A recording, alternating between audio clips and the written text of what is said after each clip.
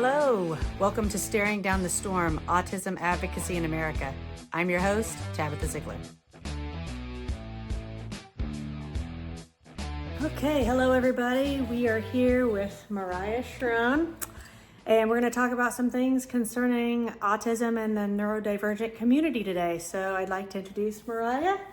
Take the floor. Oh, hello. Wow. First of all, so excited and so appreciative of what you're doing, because this space and we're creating a place and space for us to share our stories is huge. So thank you. Gosh, you're such a warrior, but we'll talk about you later. I have questions for you too. Yeah, well, let's start with a little bit of why you're a warrior and a little bit of your background, and I will let you decide where you want to start, because that's your personal journey. I don't know why I'm a warrior. I have to think about that, but my name is Marya Sherron. I'm a boy mom. I've got two sons, a 25-year-old now, and then a 14-year-old living with autism. Been pretty active in the space for a handful of years now, trying to learn. We've had some amazing growth spurts, and we've had some really hard years. So, like you, I'm trying to do what I can for other families and other moms, because there's a lot of needs and a lot that is broken and or not serving our families well. So there's a lot of work to be done, and we got to do it. I agree with you, and that's why we're here, because you know what? We're just trying to make people's lives a little easier. And part of the reason why I decided to do this is because a little bit about my own journey. I have 3 little kids with autism. How all this started was I was desperate for resources. I was desperate for a community. I didn't know where to turn. I didn't know up from down. And kind of an entryway into getting any sort of resources was, thankfully, we came across a doctor that was kind enough to enlighten me as to some of the things that were available. And that's sort of what started this whole journey for me. And then I've been lucky enough to cross paths with a lot of people like Mariah, who are doing great things in the state of Indiana.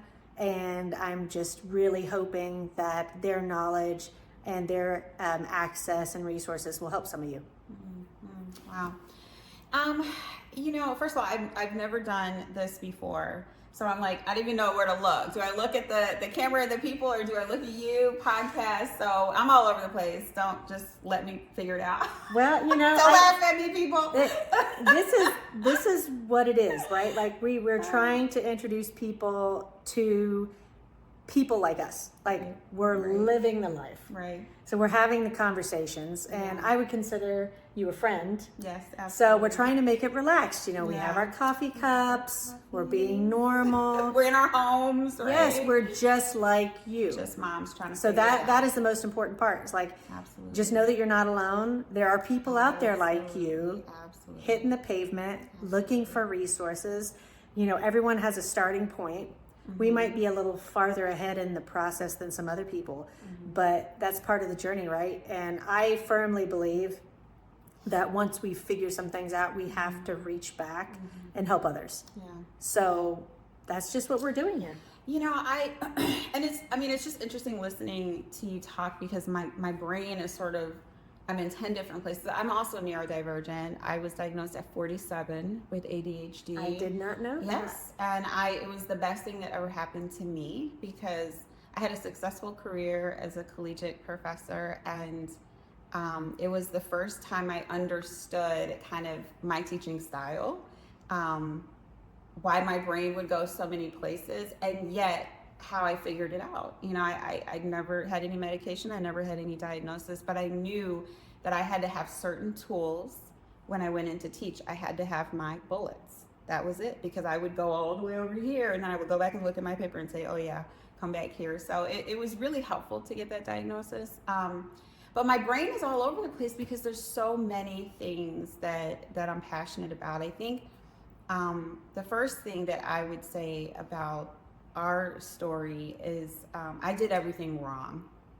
So my son living with autism is 14, and he just started high school. We're in the Noblesville area.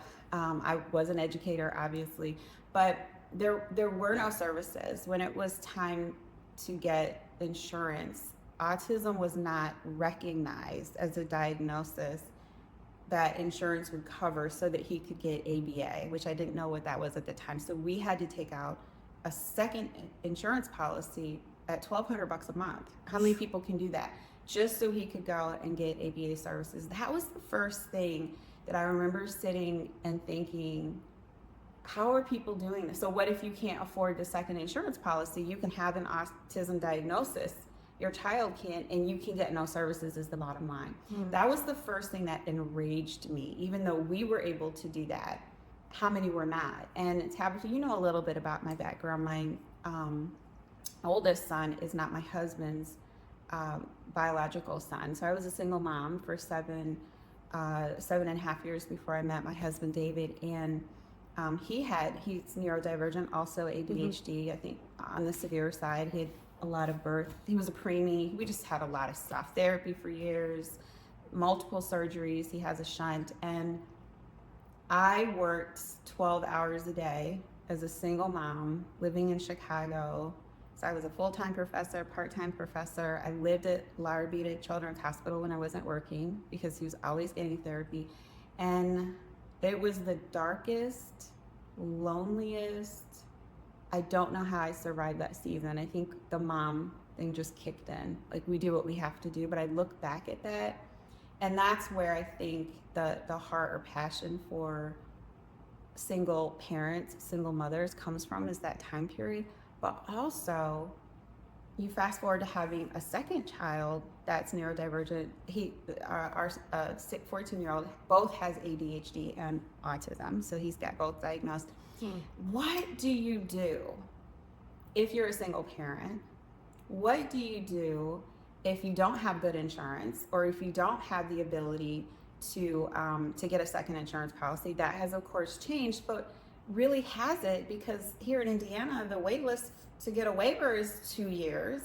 To get a diagnosis is about 2 years. So we're hitting some really disturbing issues. As an educator, early intervention is everything. You're absolutely right. If you can't even get the diagnosis, let's say they're 4, until they're 6, and then when you get the diagnosis, you gotta wait another 2 years to get a waiver. They're 8. We're not serving our, that's, my blood is boiling right now to say that a parent might have to wait 4 years to get servicing for their child. Those are the type of realities that I'm committed to changing, whether it's through awareness, whether it's through education, whether it's through legislature. I've testified at, down at the courthouse about seclusion and restraint. But it's all about our voice and our stories, because I don't think the majority of the population understand what we are going through and the lack of resources, let alone just what autism is, right? So there's so much education that needs to be done. And I'm an educator, so I have dived into this. Well, you're not just an educator, you're a champion. Thank you for that. These type of things don't just happen, they evolve. I think most of us that are really striving to make change, not just in Indiana, nationwide and across the globe, actually, you have these parents that are gritty and resilient, and they don't take no for an answer. And turns out, I think there are more of us than we realize. And part of this podcast is to help connect people as well. So it's not okay that our children don't have resources. And in fact, I came across something the other day that I thought was interesting. I'm also considering getting tested myself. I think a lot of times, especially I have 3 children that have tested for autism. And there are a lot of questions that start to come up, and it has come up a couple times, like, have you ever considered getting tested? And I was like, well, why would I? I'm in my 40s, I've held jobs and all of that, and I just didn't see the relevance in it. But the more and more I go into this journey, I do think it's significant, because it tells a lot of your story. And now, whether or not I choose to do that, that's a story in itself, and that's everyone's individual choice. You have to navigate that the best you can. But I do find it interesting that there are some states that the insurance will cover it. So let's say you're a 42-year-old person and you decide, yeah, I've done pretty well in my life. I've held down a job, but I've always just had these things. I've had these questions. I know for sure Minnesota does testing because I had a friend of mine the other day that mentioned that they were able to get this testing. And I mentioned that I would have to pay for it in Indiana. And everybody has a different financial threshold. But it's important that we have access, not just for the kids, but for the adults, because it reads into a larger story. And right now, what are the statistics now? 1 out of 26 or 36? 36. Okay, 1 out of every 36 children. I can't say internationally, we'll just say in the US for now, because that's where we are. Those are the latest numbers coming out. There are people that claim that it's a new thing. It is not. And there are a lot of people out there that are taking advantage and preying on people because of this. So part of this podcast will also be just to get as much accurate information out there as possible, because these parents need to know it is unacceptable that people are being taken advantage of. And we need to change that. Yeah, I think it's, personally, so we lived in the Indianapolis address before, Lawrence area specifically. We just moved to Noblesville 3 years ago, and in our immediate subdivision, we are the only family of color. And I've got a 250 pounds, 5'10", right now 14, but when we first moved here, turned 12, Black young man. And we live right over this hill. Out this window is a park.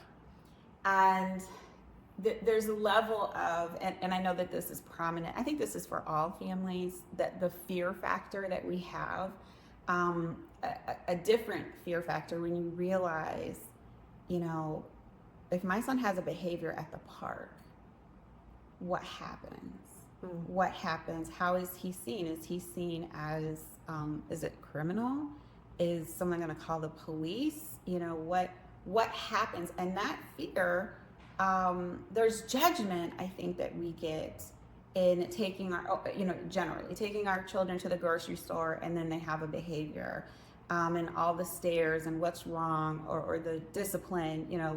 We like to deal with some of these issues as disciplinary, and so many of us choose not to take our children out. It's hard, and we really want to think about that. When you have a generation, 1 in 36 of kids, and a nice percent of them that are not getting out and getting socialized because there are safety issues, it's uncomfortable for parents, and the world that we have structured is so critical and not understanding of overstimulation, what a behavior looks like, and that everyone that has a behavior doesn't need a spanking, right? So Right.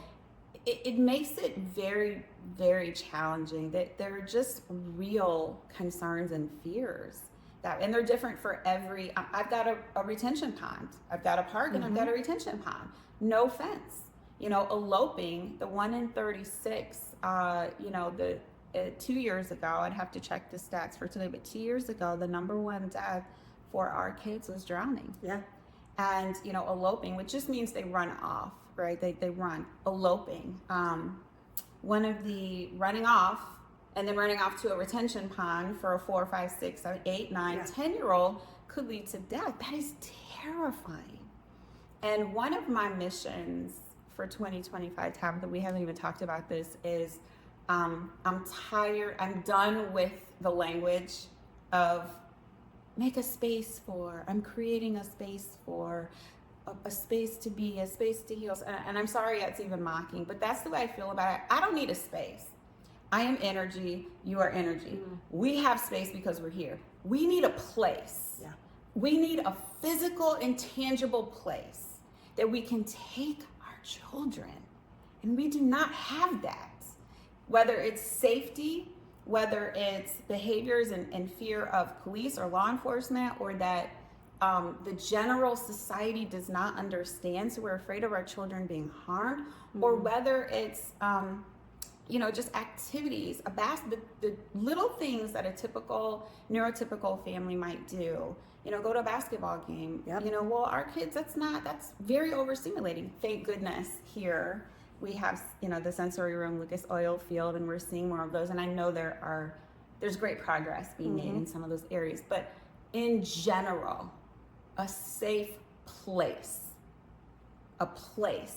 where are the places that our kids can go and be, right? And that's 2025 for me. Enough of the space, where's the place, right?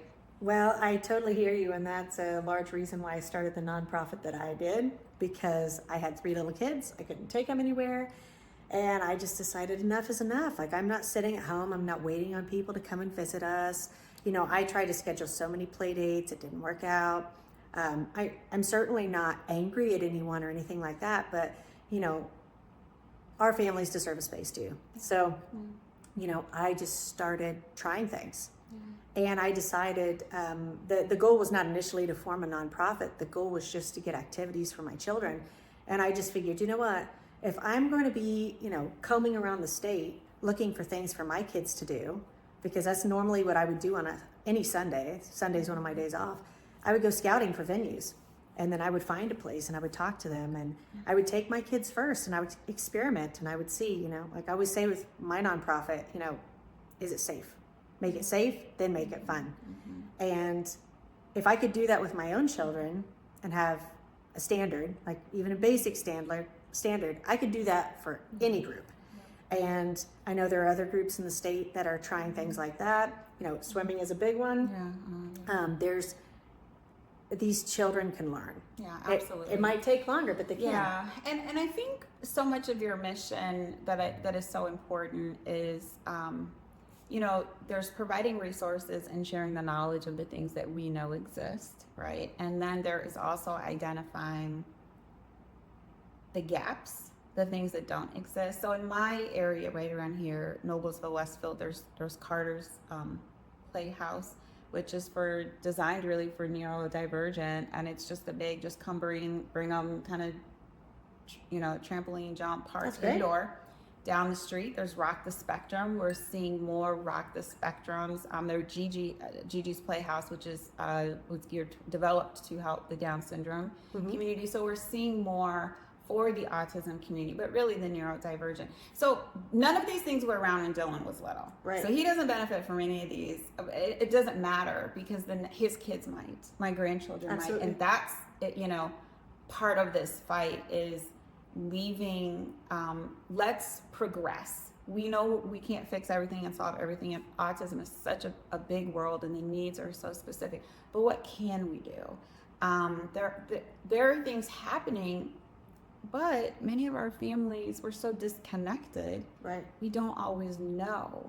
So this platform, this kind of space that you're creating, even though I said enough spaces, this method, this podcast to say, hey, I'm going to bring people in and we're going to bring our resources and knowledge together. There are organizations and some wonderful things happening, but how can we make sure that our families know about all of the things that are happening in their area? So there's some communication that we need to do better about discovering and then communicating. Well, and I think that's a perfect segue into something I wanted to ask you about. Obviously, it's a hard life, it's not easy. And most of the parents are very isolated. Caregivers, we don't know what your family looks like, and everyone is accepted. I want to be very clear on that. Everyone is accepted here. If autism, neurodiversity, if it's somewhere in your realm, you belong here. So maybe you can enlighten us with some of the work you've been doing from these support groups. Yeah. So to me, this is, I'm laughing at myself, really. This is kind of my neurodiversity is that I get bored very easily. I love many things, and so I have my hands in many things.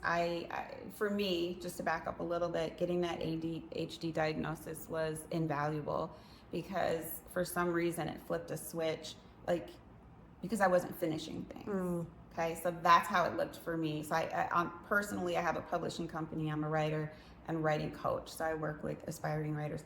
All of my own projects, I wasn't finishing. I have 40, 50 book starts around the house and files and flash drives and all these kinds of things. That diagnosis said, okay, that's why. So what's your plan? Because I had been teaching my boys strategies all along for 20 years. So I'm like, well, you just need to find your own strategy and take your own advice. So I did that. I share that to say, I have spent the last 3 years digging into the autism world space and neurodivergent. It's sort of opened up and really become the neurodivergent space to learn, because I wanted to know more than our story and Dylan's story, our brand of autism and ADHD and neurodivergence. And I have, if you mention anybody in the area that's involved in this community, I've probably had a meeting with them, because I literally researched everything and said, hey, I want to talk. Hey, I want to talk. Here's our story, and I'm concerned. And it really, I'm backing up a little bit. My concern was, my son was put out of or dismissed of an ABA center. He had a horrifying restraining. He was restrained for 14 minutes. He had bruises, the whole thing. I mean, it was horrifying what happened to him. And I immediately was just home with him. And this was shortly after pandemic, so it's 2021, but I was an educator, so I knew how to find what I needed for him, right? So I became BCBA, RBT, mom, everything. I had to figure out everything for him. It was the best thing that ever happened to us, because I had to put everything aside, left my career, and figured out what I needed to figure out to get him what he needed. When things went down, one of the darkest years was probably 2022. Once I started figuring things out, is when I started making calls to everyone. Like, because how are people doing this? I had to walk away from my job to stay at home full time with my son. I couldn't do that because my husband's income could support us, right? That is a privilege. That is not the norm. Right. And that, again, I got really infuriated. What is happening? If we were another family, or I were in another situation, or if I had been the single mom that I was, what would I have done? I was the sole provider. And my son was literally put out of the autism school. Right. So what do you do? I don't know what you do, but that was the issue. So I reached out to the Autism Society. I reached out to the ARC of Indiana. I reached out to ABA centers. I reached out to social workers. I just wanted to learn what was there. How were people figuring this out that didn't have the resources? I always tell Dylan, he's blessed. Both of his parents have higher degrees. So his mom is an educator. She could figure out A, B, C, and D. If I don't know it, I know how to ask the question and how to find it. That's not everybody's situation. So he had the best, as far as I'm concerned, the best surrounding support system. But again, I've said it 3 times. What does everyone else do? If you don't have those resources, if you don't have that support system, I've had students that were homeless when I was teaching. I've had students that didn't have access to the internet. I did all my research in the internet. It's a little thing, but if you're a mom that doesn't have the internet, or if you are struggling with housing, or if you're in transitional housing all the time, how can you support and serve your child? And the years just go. I want to pause also before I get into the caregiver groups and say, a big emphasis in this, and I mentioned this earlier, is that 60% of our prison population, and this is nationally, have some kind of behavioral or mental health issue or diagnosis. I believe it. Okay. I have had plugs of my hair pulled out. I've seen chairs flying. I mean, we have had the aggression. We've had it all. We have had it all. I have had seasons where I have literally slightly been shell shocked in my own house, trauma, whatever you want to call it, but just like, you know, what is happening next? I don't know what to expect in terms of behaviors. Without intervention, Dylan, at his size and his age, he would be in jail in about 2 years. The path that he was going down without intervention, because he had all of these feelings, all of these frustrations, emotions that he didn't know how to express. And that 2 years, as hard as it was, and we did bring in an at-home therapist, really, that was the constant, where are you feeling it in your body? Because we would just sit there and next thing you know, the chair's flying. What happened? What are you feeling? I mean, intense, as far as I would say, intense therapy, to have him connect that was the breakthrough. So now he has learned his own triggers, and he knows, and what's your plan? Okay, you feel that your feeling is not wrong. What you're doing is what we have to. If you're angry, you want to kick something, I got a kickbox thing downstairs. You want to hit a pillow? Fine. Have the feeling. Let's find a better choice. And so all of this, I'm not terrified that my son is going to end up in prison because he didn't get the tools and really digging into himself for how to understand the way his brain works and his you know, whatever was leading to the aggression. There's a thing, you know, a behavior is a form of communication. So what are our kiddos communicating when they're aggressive? And the communication piece. I didn't answer your question. So through a year or so of connecting with the Autism Society, I host, facilitate, it's called the Caregiver Connection.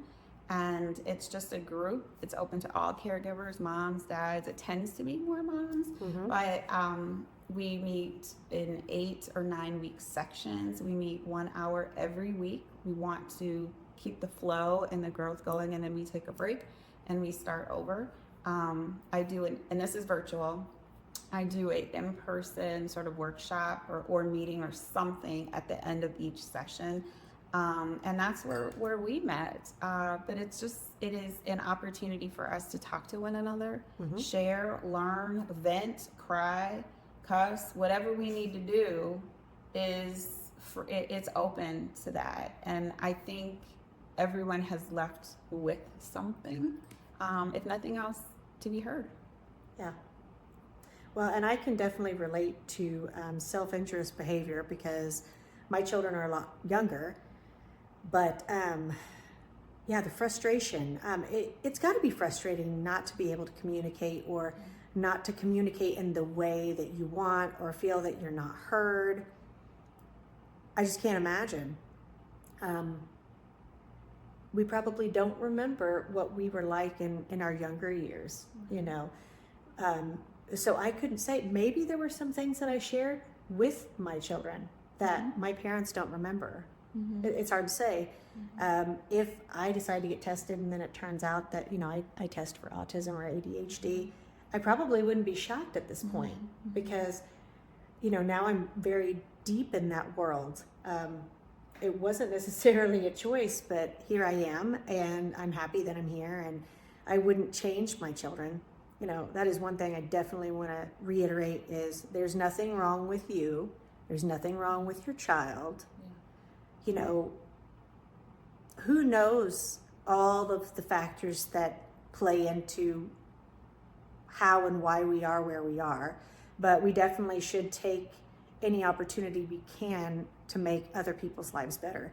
So, you know, that's why we're here. Yeah. Like I said, and, you know, I love that so much because at this stage in life, I personally consider my ADHD a superpower.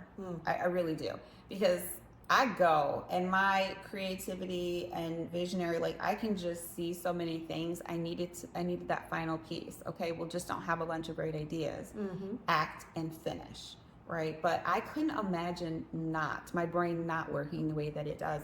And the same, you know, with Dylan. I mean, he was brilliant. Yeah. He can be and do anything he wants to.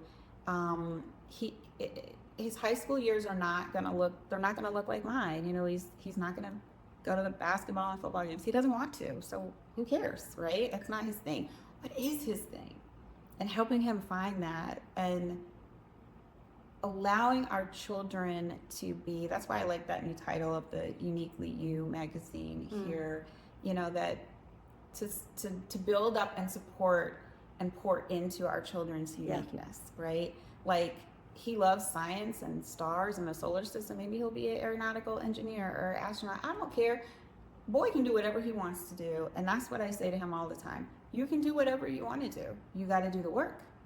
But you are the limit. The only limit you will ever have is the limit you put on yourself. People will doubt you because of labels.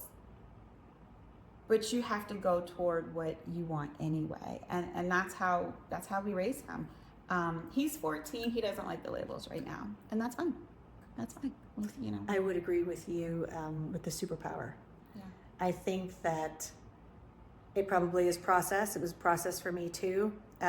We have all of this shame at the beginning, you know, and I'll just speak for my story a little bit. You know, I was like, oh my God, what did I do wrong? You know, I took all the vitamins. I ate what I was supposed to eat. You know, what happened? Like, how did I do this to my children? How did I affect my children in this way? And I think that probably resonates with a lot of people. It's very unfortunate that I didn't have something or someone to look at that point to give me some clarification and some strength to remind me who I was, that I didn't do anything wrong, that my kids were going to be okay. Because that deep, dark place that you enter into, it's almost like a death sentence sometimes at the beginning. I'm definitely not there now, but the way that people were talking about autism when my first child was diagnosed, it did seem that way. It seemed like, oh my God, he's never going to be able to do anything. And what can I do? And now I'm definitely in a better place, in a different place. And thank God that I ran into some of these people that I did. I definitely think it's a personal journey, and you really have to dig deep within inside yourself. But we definitely do need those role models in our communities that are doing things. Yeah. And that's part of what this podcast is about. I'm so thankful that you're here to talk about that more. First of all, I just love your spirit and that nurture and comforting. I mean, you've repeated 3 times, you're not alone. That this is so about, for whoever needs to hear it, right? And if you're listening, if that's you just need to know you're not alone. There is a bigger than a village. There is a nation of moms out here like you, been where you have been, experiencing it differently, but have your back. And I think that's where you and I are kindred spirit and wanting to unify this nation so that we can better support one another and build each other up. When you were talking, I was thinking about, I've had 3 miscarriages, and I was thinking about that guilt, that immediate guilt. Like, what did I do? Did I not eat right? I didn't even know I was pregnant. So how did I know to eat differently? That there is this, I think by the time I had the 3rd one and I understood and researched and sort of like, it's just our body, the timing, the season, I did nothing wrong. That's right. Right. It didn't happen. But I got pregnant. So that's the way my brain works, is I got pregnant. I hope to get pregnant again. And I'm just going to focus on that, because think about parents walking through the infertility season, and I was just going to say that we need to touch on that too, because, just because you're a bio mom, bio dad, whatever that looks like, there are those out there that are taking this on that are not the bio parent, that are doubly struggling because, they're doing the work, but they're also having to prove themselves, because so many people are saying, oh, you don't belong. No, you do belong. If you are entering into this realm and you want to be here and you are doing the work, It doesn't make you any less of a parent than the bio parents. That's right. So I thought it was important that we speak about Absolutely. I think with the guilt, I've been to several workshops about mom guilt. Like, we blame ourselves for diagnosis, and that's what made me think about the miscarriage, that kind of guilt. I think, only thing I would say about that is we have enough. Really, we have enough. Like, free yourself of that. This is what I know, and this is both my belief of the spirit and energy in the universe, and as a woman of faith, that I was called to be Dylan's mom. And I said his name. I don't know if you can delete that part, but I was called to be both of my sons' mother, and they have made me better in every way. They have pulled out strengths in me, passions in me that I didn't know that I had. And I think there is just a piece with, I'm not giving time to looking back anymore. They're my sons, I'm their mother, and I'm going to be the best mom that I can. And I'm not going to dance with guilt. I'm just, and I don't know how to say how. It's easy to say, well, just don't be, it is a conscious choice. Mm-hmm. I don't even allow my brain to go and ask those questions. What did I eat? Did I not eat well? I'm their mom, and they're my boys, and I love them, and I will do anything for them. And that's all that matters. I agree with you. And I really think you touched on something there, because the path is forward. You can't do anything about anything that happened in the past. Mm-hmm.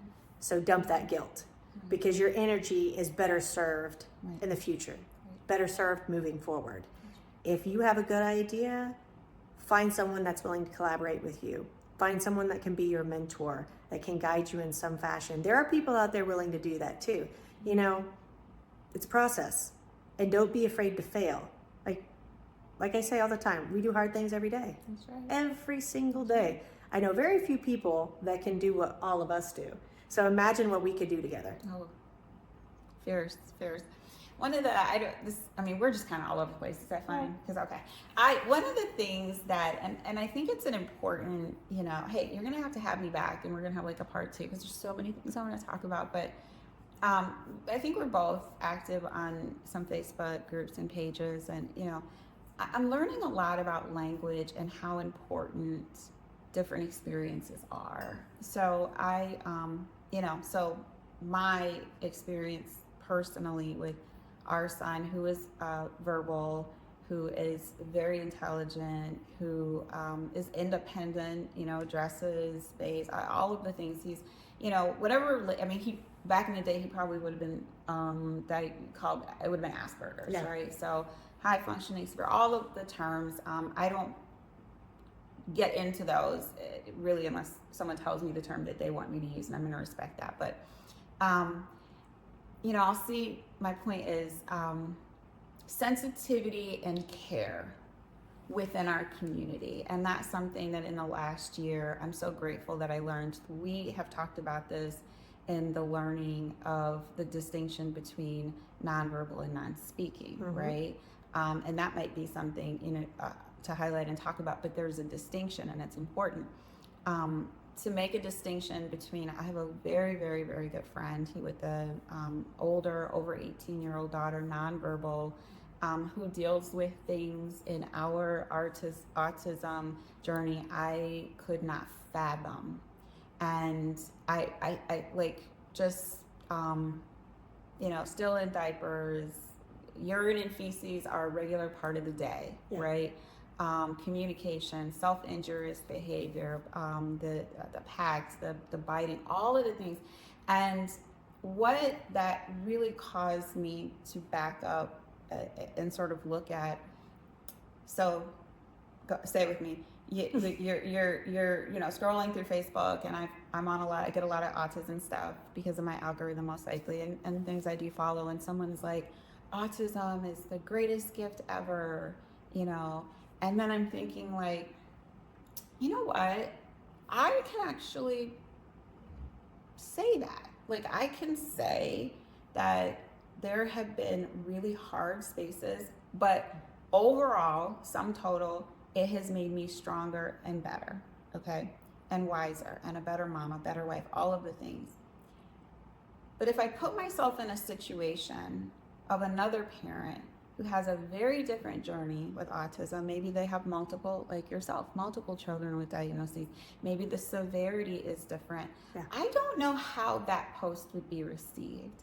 And I think that is so important, right? Because this isn't a matter of loving our children or accepting their diagnosis, but we can't force them to put a bow on something that no one would ever wish that severity for their child. And so I think a lot about, man, you have to include the gamut of experiences and make sure for me that I'm being sensitive to the full gamut. And I understand why some things, it's just hard. You know, it's really hard that we can't speak for each experience, which is why it's so important to hear more of our stories and experiences, because we tend to just relate to our own. Well, and I would say this, and you generally don't get to this place unless you are doing a lot of research. And I'm that person. I am just voracious with it. I'm like, let me find out everything that I can, talk to everybody that I can, just get my finger in every pie, if you will, because I'm that motivated to make a better life for my children and by default other children. Because if you're doing it for yourself, why not do it for everybody else along the way if you can? The majority of the money, if I understand correctly, and if one of you out there has better information, please feel free to send it to me. But as far as I know, most of the money for research in this country is allocated to curing autism. You can't cure autism, but what you can do is provide resources and programming. So those millions of dollars that, by the way, they're not asking any of the parents, oh, what do you guys want? If they did, they'd find out almost, I don't know, what would you say, 70, 80% of the time people want programming? You know, they're paying through the nose for their insurance to have access to things that they have to fight for on the daily. Nobody's telling them what's out there. By the time they find out, their kids are older, generally, or they're having to beat down every door they possibly can to gain access. And that's not okay. So if we were, as a nation, and you know, maybe this will resonate with some people in other countries as well, please send me all the information that you have, because I'd love to see it.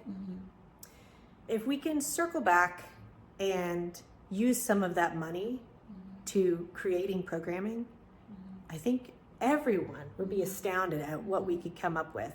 And starting with these parents, these caregivers, they need help. Give them the help that they need. Give them the resources that they need. Don't put them in a financial position where they're having to make very, very hard choices, or they don't have the money to probably take care of what they need to take care of. There are some serious ways that we could change a lot of people's lives here. And if people in positions, wherever you are, if you're watching, and I hope you are, because we're not going away at least. I mean, we're definitely two people that'll be knocking down doors because we're interested and we care. You know, pay attention. Pay attention to what the caregivers and parents are saying. Yeah, I mean, there's two things that are so important in what you just said. You know, the first thing is, so here in Indiana, we have the Medicaid waiver, which allows us a certain, but once you get approved, which has that 2-year waiting list for approval, we'll provide a behavior therapist, rec therapy, music therapy. There's some transportation services, and it equates to, I don't know, it's like $19,000 a year. Respite.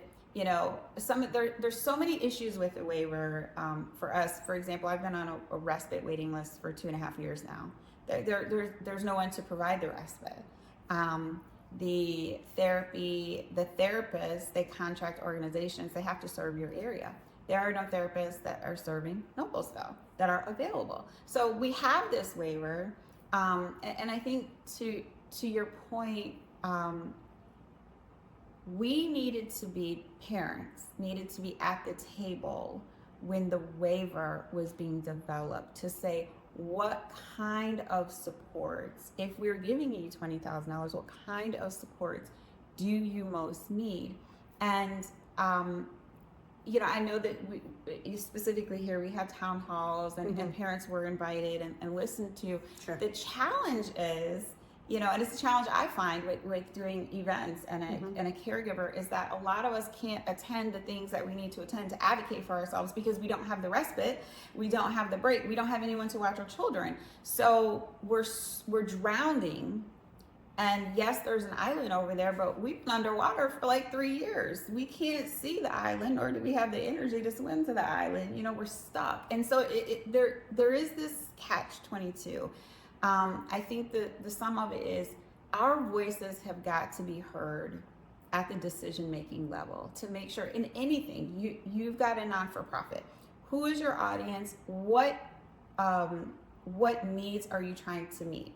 We can decide what they need, or we can go to the community and say, what are your needs? And then respond with those needs. And that always has to be the model. It has to be grounds up. You have to go, assess, see, ask, and then provide. And I don't think that, I don't believe that was the model that was taken, at least with the case of our waiver. The second thing that you touched on, which is so important, is the value of asking the right questions.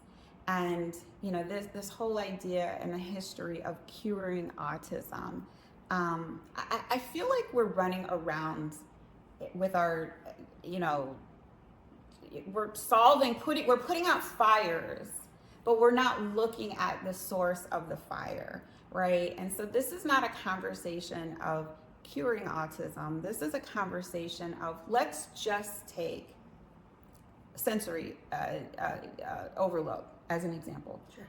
What caused just that one thing for the people that get overstimulated and have sensory issues, maybe with sound? What is the medical research? What is happening neurologically that is causing that? To then, how can we help with that? Could there be some other kind of hearing aid or implant? Is it headphone? What is it that could help that?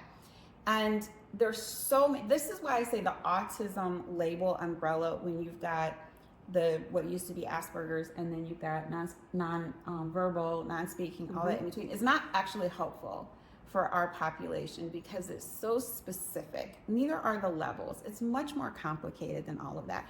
That we really have to look at the way in which autism is revealing itself for the person living with it, and then you're looking at the roots of the origins of that thing that they experience to come up with not a cure, but just what is the best environment? What does this individual need? If there's a struggle communicating, how do we help with this type of communication? How do we help with social cues? How do we help? You know, we're just, the approach that we take is so large, and like we just want to put everything. That's why I don't think in the years ahead, Tabitha, we're going to have this big umbrella of autism that covers from this end to this end. It is not helping us because the needs are so vastly different. That to study and to provide, and that's where the programming is.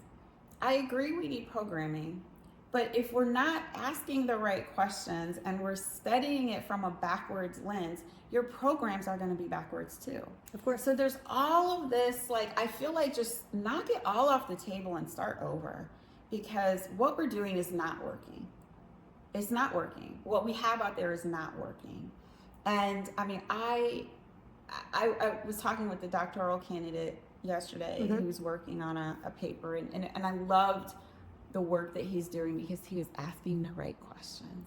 And it wasn't about the big label umbrella and this and that. It was, let's take one behavior and let's look at all of the potential things that feed into that behavior to ultimately find the practice, the program, or the therapy that is best going to suit that behavior. That's an entirely different model. And I just love what this young man is doing. I can't wait to see where he goes. So we got to ask the right questions. I think we're so far away from where we need to be in knowledge, understanding, and definitely execution. Well, yeah, it's basic problem solving. Yeah. And sometimes just being the caregiver and watching our children, because let's be honest, like you said, nobody's coming to save us. Nobody's coming to relieve any pressure. It's super frustrating. It's got to be frustrating for them too. But yeah, pick one thing, problem solve. Even our kids, like we're actively, like you said, we're trying to teach them how to problem solve. So, this conversation can just get so big. And I'm really happy for it, and I'm here for it, and I know you are too. But there are things we can do. There are active things we can do. We can reach out. We can actively help other people. We cannot leave people feeling so lonely. I heard a horrible story. I constantly hear horrible stories, and I don't want to make this always about negative or sad information. There's plenty of happy too. But this one mother, she her husband had left her. She had 4 little kids. Some of them had varying degrees of things going on, and she just couldn't get a break, and she didn't have very much money. And I won't go into all the details of that, but she ended up taking her own life, and it's horrible. And the mental health crisis that we have as a nation is horrible. No. Compounded by the type of issues that caregivers in this realm have to deal with. So how long are we gonna let this go on? Something has to be done about it. And that's why I'm so thankful for people like you that are actually stepping out. These programs, these support groups, they have to happen. And even if it's on a basic level, we know some other people that are starting their own versions of support groups. There's a need. So if you see a need, I do think that it's worthwhile to do it, even if you just have a couple people come. You never know who you might help, Yeah. There was an article, the Attorney General's office, I know I sent or posted it, and I think I sent it to you, but it had this statistic, and I don't remember it. If you want to leave something in the comments, and we'll send that to you. But It talked about the stress level, the mental health, the state of mental health of caregivers, and it was disturbing, because I'm like, oh my gosh, I'm in that group. But it was disturbing. We are struggling. As caregivers, we are struggling all in different ways, unique to our experiences.